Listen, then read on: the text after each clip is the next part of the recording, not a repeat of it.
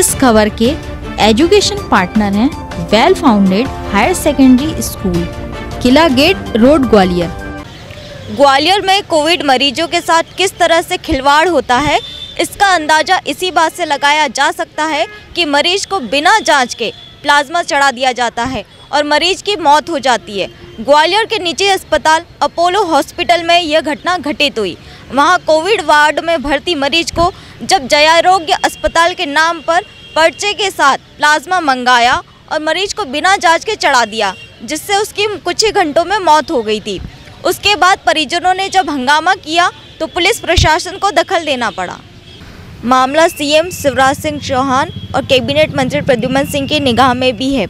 और प्रद्युम्न सिंह ने तो यहाँ तक कह दिया है कि इसमें जो भी दोषी होगा उसको बख्शा नहीं जाएगा। फिलहाल पुलिस ने इस कांड से जुड़े लोगों की जांच पड़ताल शुरू कर दी है और उनसे पूछताछ जारी है, जिसमें अस्पताल के 2 कर्मचारी शामिल है और एक दलाल भी है जिसके द्वारा यह प्लाज्मा मंगाया गया था। ऐसे में सवाल उठता है कि ग्वालियर के जयारोग अस्पताल के पर्चा दिखाकर यह फर्जीवाड़ा कैसे हो गया और अगर आया तो निजी अस्पताल के डॉक्टरों ने उसकी जांच क्यों नहीं की।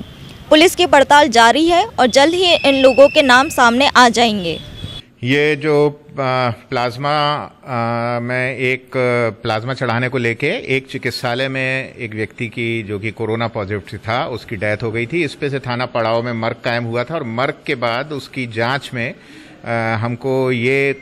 तथ्य सामने आए कि जो प्लाज्मा था वो मानक नहीं था, डाइल्यूटेड था। साथ ही जो उसमें पर्ची और सील लगी हुई थी वो जेएच की नहीं थी, वो भी फर्जी लगी थी। और इसके साथ ही एक रिपोर्ट हमको प्राप्त हुई है और जो परिजन थे उनके कथन लिए गए और जो आरंभिक विवेचना की गई उसके आधार पर थाना पड़ाव में एक अपराध 304, 420, 67, 68, 71 भारतीय दंड विधान के तहत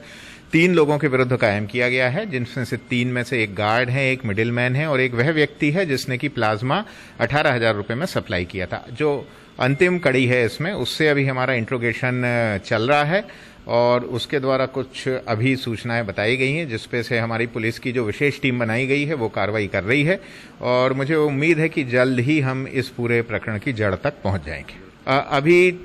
गिरफ्तारी इसमें नहीं हुई है, 3 लोगों के विरुद्ध अपराध कायम किया गया है और अभी इंट्रोगेशन चल रहा है और पूरे एविडेंस के बाद हम इसमें गिरफ्तारी कर लेंगे। हाँ, एक टीम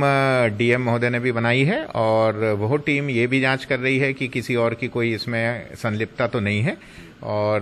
दोनों टीमें परस्पर मिलकर काम कर रही हैं और डीएम के साथ पूरा कोऑर्डिनेशन के साथ ये जो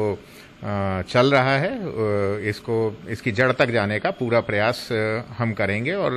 जो भी इसमें अपराधी हैं प्रयास रहेगा कि उनके ऊपर सख्त कानूनी वैधानिक कार्रवाई हम कर दें।